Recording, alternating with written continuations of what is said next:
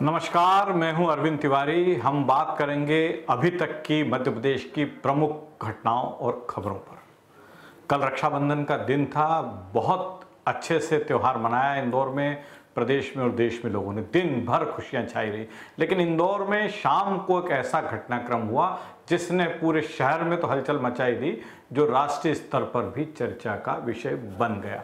दरअसल इंदौर के बाणगंगा क्षेत्र की गोविंद कॉलोनी में एक युवक कल दोपहर में फेरी लगाकर चूड़ियां बेच रहा था। इसी दौर में कुछ लोग उसके पास पहुंचे, उसका नाम पूछा और उसका नाम पूछने के बाद उसकी पिटाई शुरू कर दी। उसे बुरी तरह पीटा गया और कल शाम को जब इस पिटाई की घटना का वीडियो वायरल हुआ तो उसने पूरे शहर को चिंता में डाल दिया। बहुत बुरी तरह से उस युवक की पिटाई की गई थी। तत्काल पुलिस सक्रिय हुई। जिन लोगों ने पिटाई की थी उनके खिलाफ प्रकरण दर्ज किया गया और बाद में इसमें आरोपी नामजद भी हुए। इन नामजद आरोपियों में से तीन आरोपियों में से 2 गिरफ्तार हो चुके हैं और एक आरोपी अभी फरार है। बहुत सख्त धाराओं में पुलिस ने इन लोगों के खिलाफ कार्रवाई की है, जिसमें दंगे और बलवे की धाराएं भी है। यहीं तक बात सीमित नहीं रही। इस घटना की प्रतिक्रिया बहुत अलग स्वरूप में इस शहर में सामने आई। रात को इंदौर के सेंट्रल कोतवाली क्षेत्र में लोगों का एक हुजूम, जो वर्ग विशेष के लोगों का था, इकट्ठा हुआ और उसने सेंट्रल कोतवाली थाने का घेराव कर दिया। आप अंदाज लगा सकते हैं कि यह हुजूम कितना आक्रोशित था कि इंदौर के 8 थानों की पुलिस उसे नियंत्रित करने में लगानी पड़ी। इंदौर के दोनों एसपी आशुतोष बागरी और महेश जैन अपने मातहतों के साथ मौके पर पहुंचे। इसके बाद भी जो हुजूम में लोग शामिल थे वो मानने को तैयार नहीं थे। उनके आक्रोश का अंदाज इसी बात से लगाया जा सकता है कि पुलिस बल के पहुंचने के पहले सेंट्रल कोतवाली थाने के स्टाफ ने अपने आप को मालखाने में बंद कर लिया था। अंदाज लगाइए कि कितने ज्यादा आक्रोशित ये लोग थे।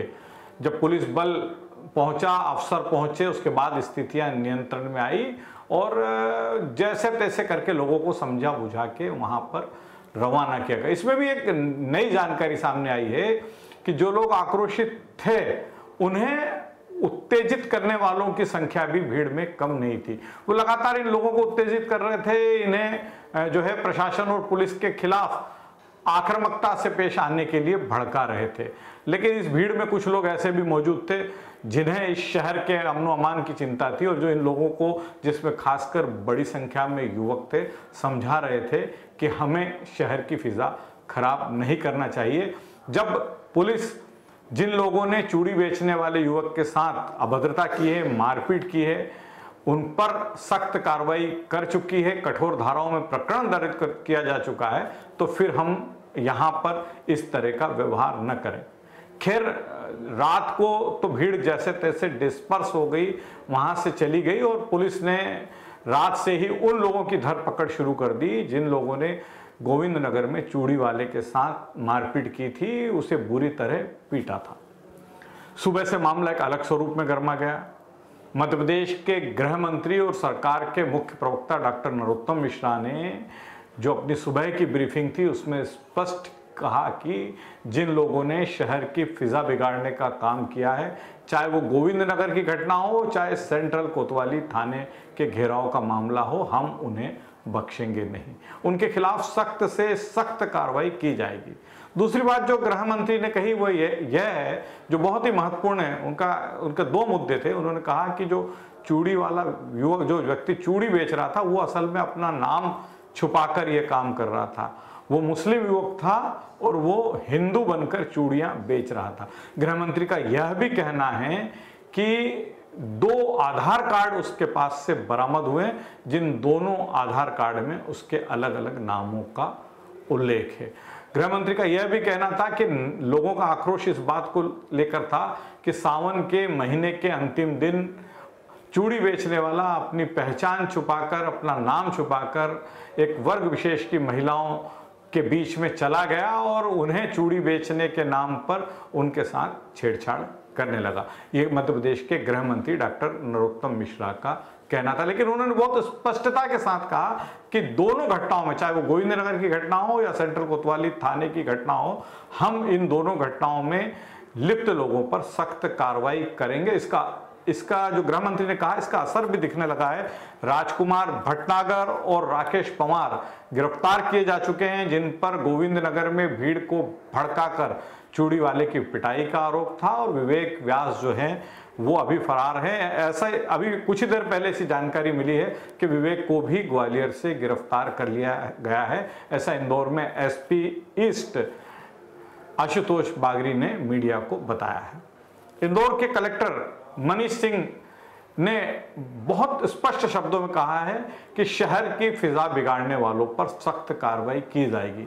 और संभवतः ये पहली बार हुआ है कि जब किसी डिस्ट्रिक्ट मजिस्ट्रेट ने ऑन रिकॉर्ड ये कहा है कि इंदौर में कल रात का जो घटनाक्रम रहा है, इंदौर में सेंट्रल कोतवाली थाने के बाहर जो कुछ हुआ है, उसमें लोगों को भड़काने में social democratic party of India यानी एसडीपीआई और पॉपुलर फ्रंट ऑफ इंडिया यानी पीएफआई का हाथ है। मनीष सिंह ने यह भी कहा है कि इन दोनों संगठनों से जुड़े लोग युवाओं को एक गलत रास्ते पे ले जाने का प्रयास कर रहे हैं। इन्हीं लोगों ने कल रात को भीड़ को पुलिस के खिलाफ आगे आने के लिए भड़काया था। हम इन्हें कतई बर्दाश्त नहीं करेंगे, इनके खिलाफ सख्त कार्रवाई की जाएगी।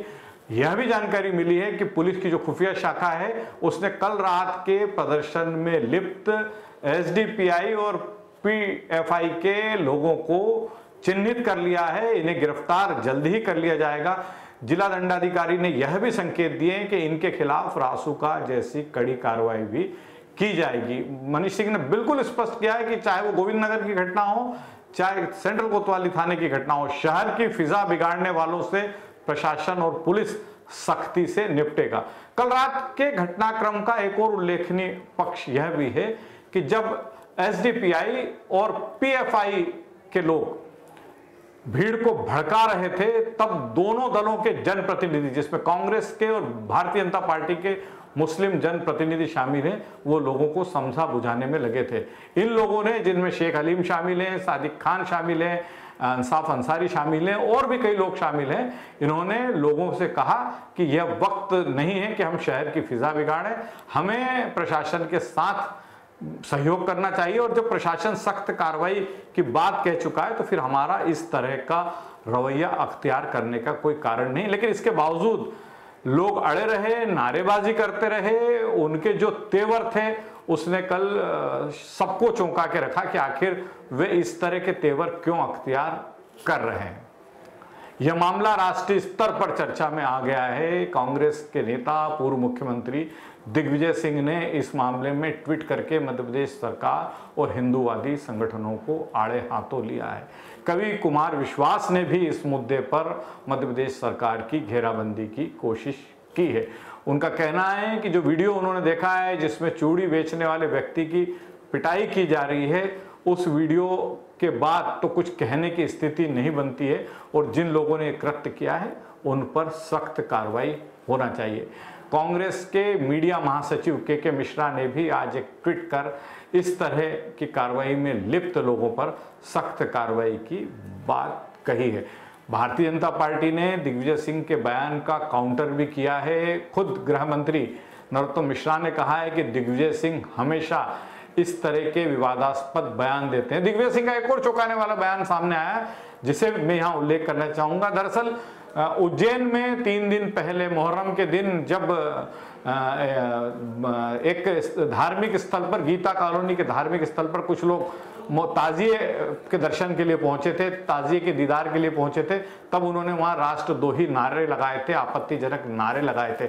इस मामले में मध्य प्रदेश पुलिस ने बहुत सख्त रवैया अख्तियार करते हुए कई लोगों को गिरफ्तार किया है, और उज्जैन के जिला कलेक्टर आशीष सिंह ने 4 लोगों को रासुका में निरुद्ध कर दिया। इन लोगों पर आरोप है, और जो वीडियो सामने आया उसमें स्पष्ट उल्लेखित है कि इन्होंने पाकिस्तान जिंदाबाद और तालिबान जिंदाबाद के नारे लगाए। लेकिन दिग्विजय सिंह ने यह कहकर सबको चौंका दिया कि ये जो भीड़ वहां इकट्ठा हुई थी वो अपने धर्म स्थल पर काजी साहब जिंदाबाद के नारे लगा रही थी। तो दिग्विजय सिंह ने जो कहा है उसको भारतीय जनता पार्टी ने कॉन्ट्रडिक्ट किया है और कहा है कि दिग्विजय सिंह इस तरह के विवाद को आगे बढ़ाने में माहिर रहे हैं। तो ये इंदौर का जो घटनाक्रम है वो राष्ट्रीय स्तर पर चर्चा का विषय बना हुआ है। इसने शहर के लोगों की चिंता को बढ़ा दिया है। प्रशासन और पुलिस कल रात से लेकर इस वक्त तक दोनों समाजों के जो नुमाइंदे हैं, जो धर्मगुरु हैं, जो दोनों समाजों के जनप्रतिनिधि हैं, उन्हें साथ बिठाकर इन दोनों घटनाओं का पटाक्षेप करने में लगा है। कल की जो घटना हुई थी उसके बारे में जानकारी सामने आई है कि इसे भी चाहिए, इसमें एक वर्ग विशेष के लोगों का हाथ था, लेकिन इसे भी शहर के एक बड़े वर्ग ने एक सिरे से नकार दिया है। मेरी तो जानकारी में यह भी है कि राष्ट्रीय स्वयंसेवक संघ ने भी कहा है कि इस तरह की घटनाएं उचित नहीं है। इसी तरह रात को कल जो घटना हुई थी उसको भी इंदौर के मुस्लिम समाज ने उस पर भी अपना विरोध दर्ज कराया है। उन्होंने कहा कि शहर के अमनो अमान में खलल डालने वाला ऐसा कोई भी प्रयास बर्दाश्त नहीं होगा। मध्य प्रदेश के मुख्यमंत्री शिवराज सिंह चौहान आज उत्तर प्रदेश के पूर्व मुख्यमंत्री कल्याण सिंह के अंतिम संस्कार में शामिल होने उनके गृहनगर गए थे। वहां पर भारतीय जनता पार्टी के कई दिग्गज नेता मौजूद थे। शिवराज सिंह चौहान ने कल्याण सिंह को एक बेहद कुशल प्रशासक और पार्टी के लिए समर्पित एक नेता बताया और उन्होंने कहा कि उनकी स्मृतियों को हम कभी भुला नहीं पाएंगे। शिवराज सिंह चौहान ने श्रद्धा सुमन मध्य प्रदेश की जनता की ओर से अर्पित की। इंदौर के कलेक्टर मनीष सिंह ने आज मीडिया से जो वैक्सीनेशन महाअभियान शुरू होने जा रहा है उसके बारे में बातचीत की। उन्होंने कहा कि ये महाअभियान 25 और 26 अगस्त को रहेगा और हमारा टारगेट है कि दूसरे दौर का जो डोज है, दूसरा जो डोज है सेकंड राउंड का, वो ज़्यादा से ज़्यादा लोगों को इंदौर में लग जाए। क्योंकि मैं आपको बताना चाहूँगा कि जहाँ पहले डोज के मामले में इंदौर शहर की 100% यानी 100% पॉपुलेशन वैक्सीनेट हो चुकी है, वहीं दूसरे डोज के मामले में अभी इंदौर बहुत पीछे है। लगभग 40% लोगों को ही अभी तक यह वैक्सीन लगा है। इसलिए प्रशासन की कोशिश है कि 25 और 26 अगस्त को जो महाअभियान है उस दौर में ज़्यादा से ज़्यादा लोग वैक्सीन लगवा लें। इसके लिए अलग अलग सेंटर्स बनाए जा रहे हैं। प्रशासन की कोशिश है कि शहर के ज़्यादातर इलाकों में सेंटर्स बने ताकि लोगों को वैक्सीन लगवाने के लिए अपने घर से दूर नहीं जाना पड़े। आज का मुद्दा, सोशल मीडिया पर कल रात से जिस तरह से गोविंदनगर की घटना प्रसारित हुई और उसके बाद देर रात सेंट्रल कोतवाली थाने के घेराव का जो वीडियो प्रसारित हुआ, उससे इस शहर के लोगों का चिंतित होना स्वाभाविक है। अफवाहें बहुत तेजी से फैलती है और घटना जिस स्वरूप में होती है उससे कई गुना ज्यादा स्वरूप में ये घटनाएं सोशल मीडिया के माध्यम से सामने आ रही है। हम शहर के एक जिम्मेदार नागरिक हैं। यह शहर हमारा शहर है। इस शहर में शांति बनी रहे, यह हमारी नैतिक जिम्मेदारी है। इसलिए हम कोई भी सूचना यदि प्रसारित होती है उस पर उत्तेजित न हो, संयम से काम लें, बहुत ही जिम्मेदारी और गंभीरता के साथ ऐसे किसी संदेश को आगे बढ़ाएं। ये शहर हमारा है, इस शहर से हमारा वास्ता है। इस शहर की जनता जो है वो शांति प्रिय जनता है। उसने इस शहर के अमनो अमान में खलल पैदा करने वाले हर प्रयास को नकार दिया है। यह वो वक्त है जब हमें अपने इंदौर को बचाना है, इंदौर में शांति कायम रखना है, इंदौर का अमनो अमान कायम रखना है। आज बस इतना ही। अरविंद तिवारी को दीजिए इजाज़त।